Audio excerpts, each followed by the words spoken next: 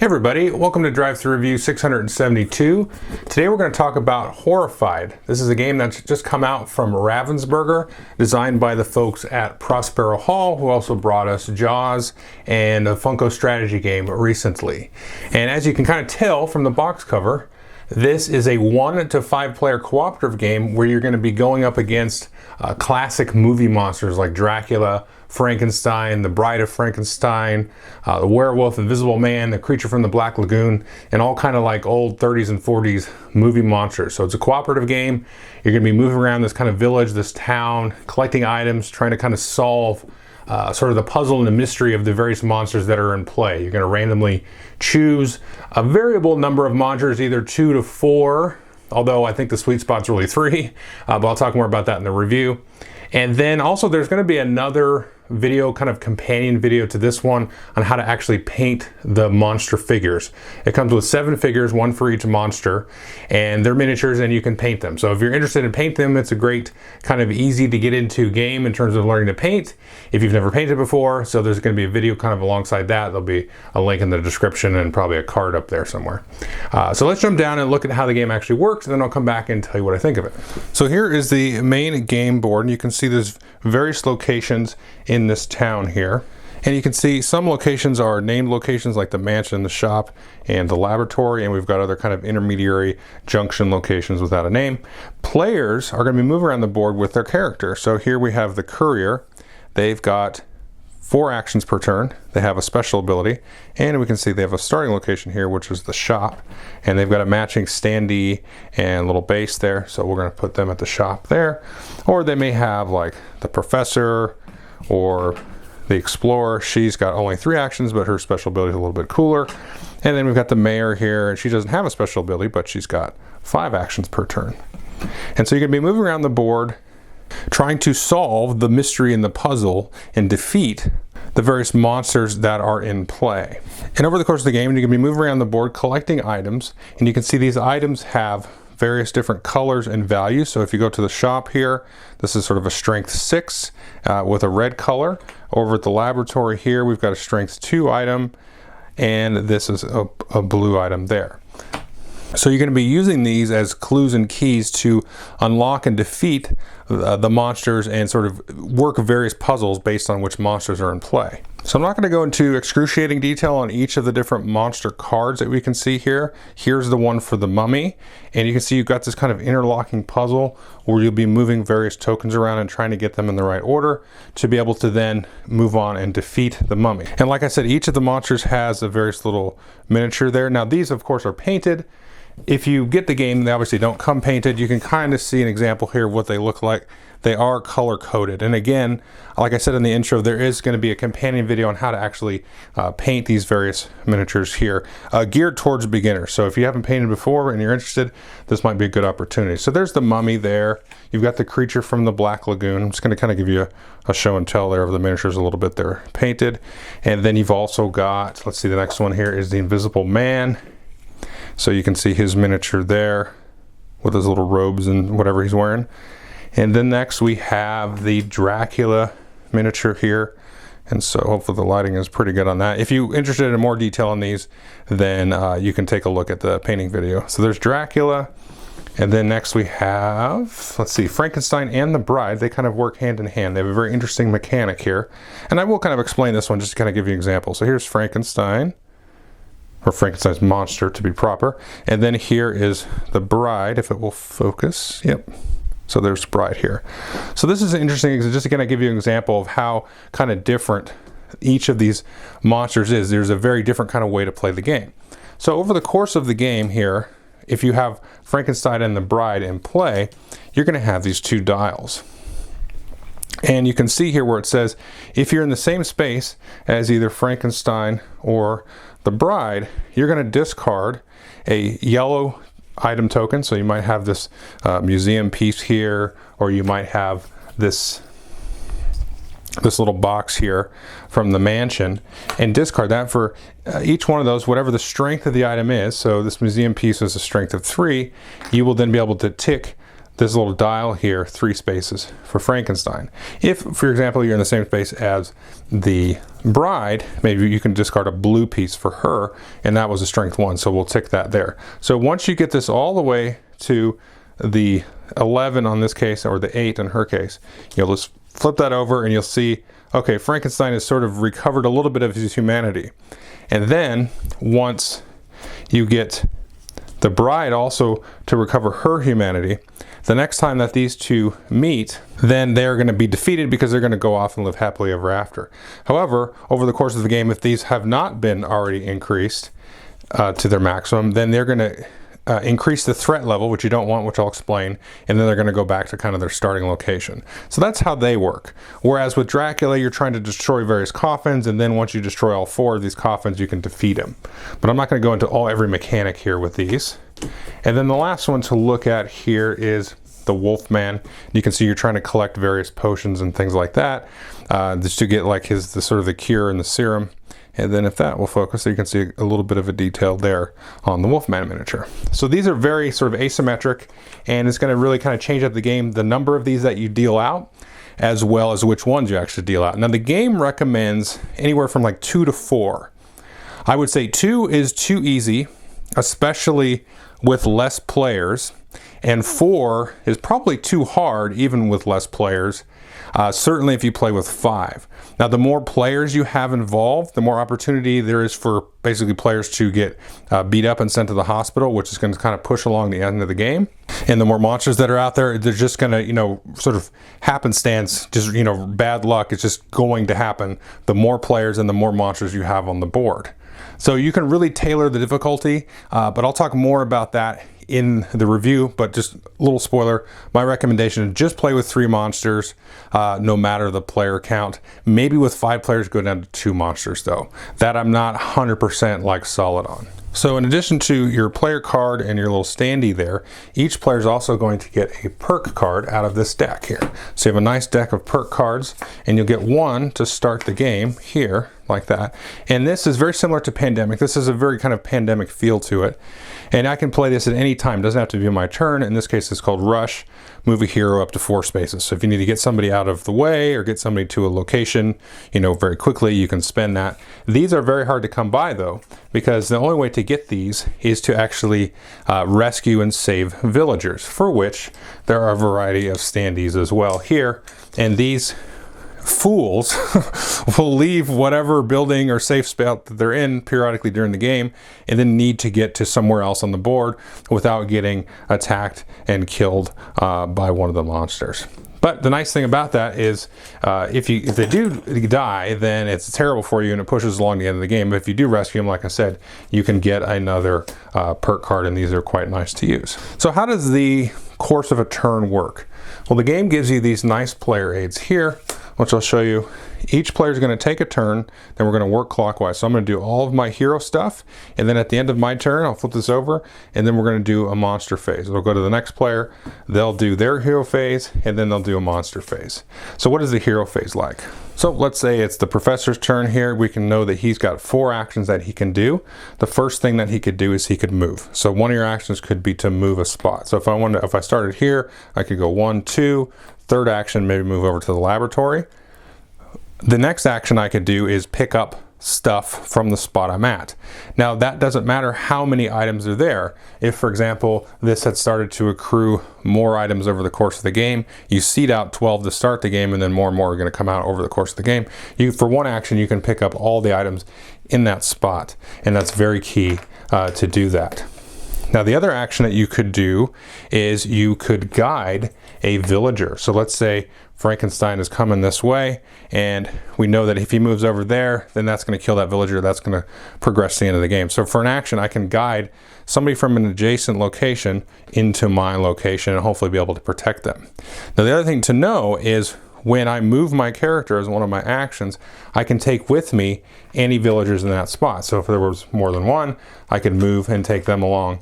And sometimes it's good to have somebody kind of move around and try to get villagers to safety and kind of make that responsibility for a couple of turns. Now you can also activate and share items with folks. So if there's another character in that spot, you can trigger a sharing action. Now the interesting thing about this game is you can allow other players to share items on your turn for your action. So let's say we had 3 people in here. It's the professor's turn. He says, let's share, but these 2 are the ones that are going to swap. That's perfectly legal. As long as it's my turn, I activate the sharing, then maybe we know the nurse here is going to be going next or something, and this detective character there has some stuff. So you can actually share with other players. Now the other thing you can do, of course, is your special action for one of your actions if you've got one. Now the last part of your turn is going to be advancing or defeating a monster. And we kind of looked at that a minute ago. Let's just take a look again at Frankenstein and the Bride. So if you're in the same space as Frankenstein and you discard a yellow token, or the same space as the Bride and discard a blue token, that would be an action to do an advance. And again, each of these villains has a different kind of thing that they do to advance, and it'll tell you all about it on the card here. And I should say on the back of these, it has a little bit of setup information on the back of all of them for every villain monster in the game. So as an action, you can do an advance. And then once you kind of like unlocked their clues or their goal or whatever, you can then take a step to theoretically defeat the monster, and that would cost you an action as well. So those are all the actions that you can do.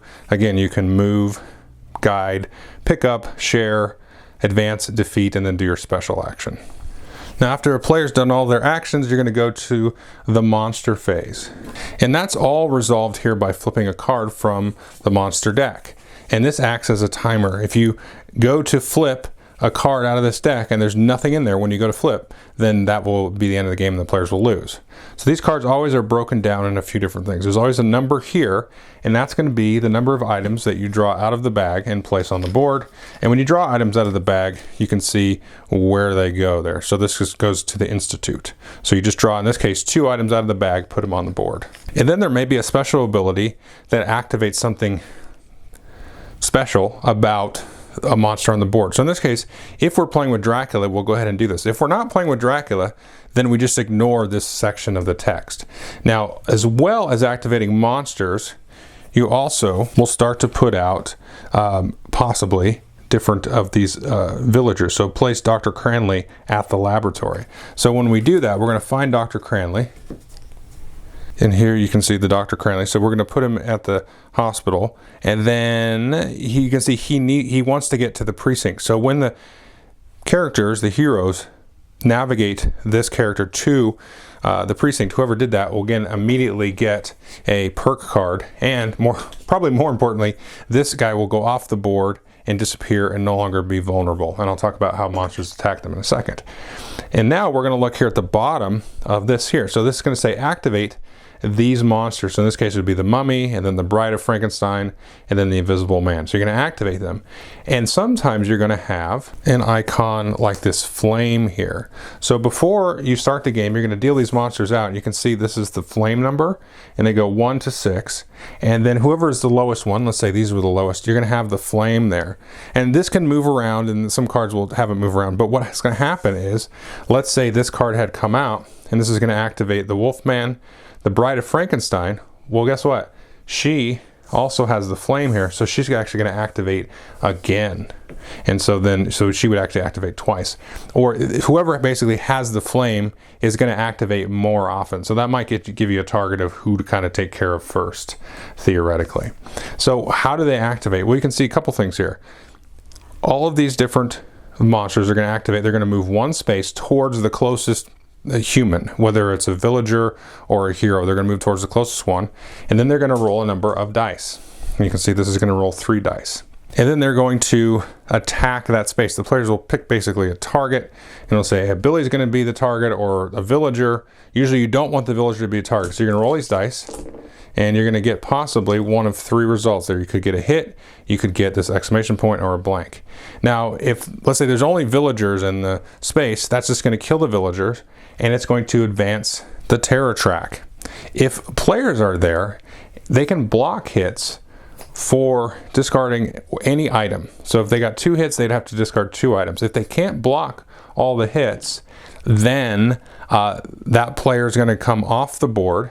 They're going to put them off the side, and then at the start of their next turn, they're going to put them onto the hospital and start your turn from there. But that's also going to advance the terror track, which I'll show you in just a minute. Now the other thing obviously is a blank, which does nothing, or an exclamation point. which is going to activate a special ability of whoever you're activating. So in this case, we were activating the Bride of Frankenstein, and this says here comes the bride, move the bride one space toward Frankenstein. If you remember, if they meet up, then that's going to advance the terror track. So let's talk about that. So at the top of the board, we have the terror track. And so whenever the game tells you, or whenever a villager is knocked out, or a player is knocked out, then you're going to advance the terror track one spot, and if it ever gets to this spot, then the players have lost the game. So there's basically two ways to lose the game. Either you go all the way through the monster cards, or the terror track hits that position. And there's one way to win the game, and that is if you defeat all of the monsters on the board before either of those two things happen. And that's pretty much the gist of the game. You're going to be moving around, getting items, trying to protect the villagers, trying to have enough items to defend yourself, as well as complete some of the different like quests and puzzles and things involving each of the different monsters. Okay, so that is Horrified. Let's go over my 3 pillars of reviews. Before we do that though, just a reminder that there will be kind of a companion video where I go over how to paint all 7 of the miniatures in the game. So if you're interested in that, it can add some flavor and spice to your game. But let's get to the pillars. We'll talk about player count and play time. I don't think the play time really matters that much with the player count, because you're kind of going through the deck at the same pace. You just will have less actions as an individual if you're playing with 5 players, whereas if you're playing with 3, then you get to do more stuff, although you should be participating in the cooperative game experience with everybody, even if it's not your turn, because that's going to be, I think, very much needed. No matter what the player count is, there needs to be some discussion about what you should and shouldn't do, and this game really kind of elicits that in a good way, I think. Now, in terms of the actual, like, what player count do I like better? Probably 3 and 4, right in there. I feel like 5 is a little hard, and I kind of talked about that during the walkthrough about how to scale difficulty, because the more players you have, the more characters you have on the board, the harder the game is. It's just the way the game works. Now, you can also scale the difficulty, the rules tell you, by having a variable number of monsters. You could have 2 monsters, you could have 4 monsters in the game. I would say probably a 5-player game with 4 monsters is pretty impossible. I'm sure randomly you could win that game, but I'm almost convinced that maybe it's impossible to win. I'm sure somebody's done it though, so I don't want to say too impossible. And I would say 2 players with 2 monsters is probably really hard to lose. So I think that's kind of nice, because this is very much a family-oriented game. So if you just wanted to play with you and a child, you could play 2 players, you could have 2 monsters, you could be very focused on that. I think that, it's bad stuff is still going to happen, so it's going to be a little bit exciting, I think, in terms of like the narrative of the game. But I don't think, I think you have a really good shot of winning. And I think that's probably, you could kind of look at that as a negative about the game, and the rules do tell you that though, so they kind of are a little bit upfront about it. But I think it would be kind of nice if they had like a preferred like difficulty to player count thing, so they could say, hey, with 2 players, you could play with 2 monsters, 3 monsters, and 4 monsters, and this is kind of where we fit that difficulty level. Well, with maybe 5 players, they say never play with 4 monsters, for example. I mean, something. If they had done some kind of like little clear table or some kind of clarification in terms of, the count of monsters versus the count of players and where about the difficulty is going to be there. As it stands, you kind of just have to play around with it and figure it out. And I've played this now 5 or 6 times. I've played it every player count. And I've just kind of come to the conclusion, I should get it out, that 3 monsters probably just seems to be the best. I would just play with 3 monsters every single time, and just know that with 5 players, maybe go down to 2 monsters, I don't know. But I would just kind of stick with the 2, 3, and 4 player counts, keep it at 3 monsters, and then away you go. There is special rules for playing single player with just 1 hero, and you advance the terror track 1 step forward, and then play the single hero, but I didn't do that. When I played it solo, I just played it with 2 characters and just played it as if, I was playing both characters. And I thought that worked fine. and I thought that was more interesting than moving a single character. Moving a single character around was just not really that engaging to me, but that's fine. I think there's not like it's so much going on that you can't pilot 2 characters either. I don't know that I would try to like pilot 5 characters by myself. I think that would be an exercise in frustration, honestly, because you're not going to win it, first of all, and you have to be trying to remember what everybody was supposed to be doing on their turns. So that's kind of the player count thing, and I think it's very important just to know about all the difficulty stuff. Now, in terms of what is this game like? Well, it's a lot like Pandemic, frankly, where you have the players have an individual role, they get a certain number of actions, they get a special ability, you get these perk cards which you can use out of turn, just like the special actions in Pandemic that you can use out of turn.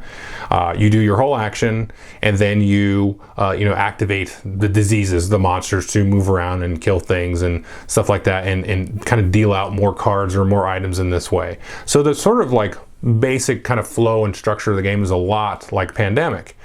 Now, it has a lot of different things as well, because you've got the items which you can kind of use as self-defense, and there's kind of a decision there sometimes when the monsters attack you, like, well, I really want to hold this yellow item because that's going to be the next step to, get the Invisible Man, to unlock kind of one of his locations on his board or whatever, versus discarding it. Maybe you're looking at the different strengths.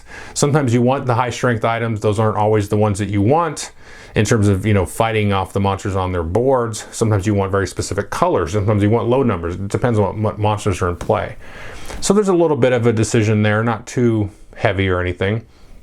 And then you have, instead of like just collecting cards, in the case of Pandemic, to sort of match and find a cure, you're doing that same thing here. You're collecting a set of certain things, and they just aren't all necessarily all the same color. You're collecting kind of variable things. But when you kind of boil it down, you're collecting a set to sort of turn in at different times to then, sort of eradicate that monster, remove it, and then fix the disease or whatever, like you do in Pandemic. And like Pandemic, once you kind of defeat one monster, then the game becomes that much easier to sort of manage.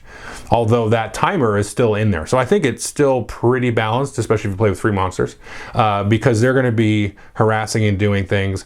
And when there's 3 on the board, or whatever your starting count is, they're going to be wreaking that much more havoc, especially when villagers come out. And you can have like a villager just come out on a spot where there's a monster, and then the monster activates and kills the villager like instantly. And so, that's just something that's going to happen. So, it's frustrating, but I think it's kind of frustrating in a good way. And it's like, that dumb villager poked its head out of whatever like building they were in, and then the monster just came by and whacked them on the head, and now they're gone. And like, you should have stayed inside. But then you can have some very fun, tense moments where like one character is leading 2 villagers around, and there's monsters surrounding them, and they're like, oh no, but then they've got enough items to fight them off, because, if there's a character there, then they can sort of do the defense. Or maybe another character plays a perk to send monsters one way, and when do you use that perk is a really good, interesting decision, I think, in this case. Whereas in Pandemic, there's kind of seems like, well, I haven't played a ton, but there's kind of like moments where you're like, okay, well, we use that perk when this happens. Whereas this, because the monsters kind of move around and sort of chase things, it's a little bit more organic in terms of the timing of when you spend that perk, because not only are you trying to get these items to solve the different puzzles and things, but you really are trying to save those villagers at the same time and keep them away, because the villagers are just going to drop like flies and just shoot the terror track up, and you get more perk cards when you save them. So that's also a really good benefit. So it's enough like Pandemic that I think it's a good thing, though, because to me, this is designed to be a family board game. It's Halloween season. This is a great kind of breakout. I think you could break it out with any of the family. I think people will get a kick out of it. Playing against Frankenstein and Dracula and all these kind of old tropey movie monsters is kind of a fun thing. And it's a lighthearted thing, and it's quick and easy to play. You move around, you pick up stuff. It shows you right there on the card how these items are used. You can discard any item you want to sort of fend off the attacks and stuff like that, and you're saving villagers, which is a cool kind of family concept.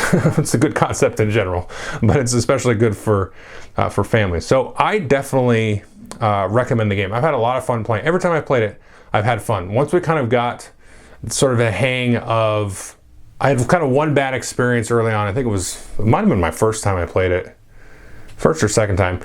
No, it was my first time I played it, where it was like, this was just, it kind of blew up on our face. But we hadn't really paid attention to the difficulty level or anything like that. Whereas the next few times I played it, I really had a great time, win or lose. And every time that I've won, most of the time it's been like a really kind of a thread the needle thing where you're getting down to that last card. You've got one terror left that you could take, and then it's kind of got a good, nice, thrilling end to it. So I definitely recommend the game. I think it's a Target exclusive for right now, but I think it's going to be more readily available pretty soon. It might even be more readily available. So go check online, but definitely you can find it at Target, or you can get it probably other places, I think by now. So again, watch the video on painting it if you so wish, but that is my review. Definitely recommend the game, and I recommend painting it. So go watch that video. Okay, thanks.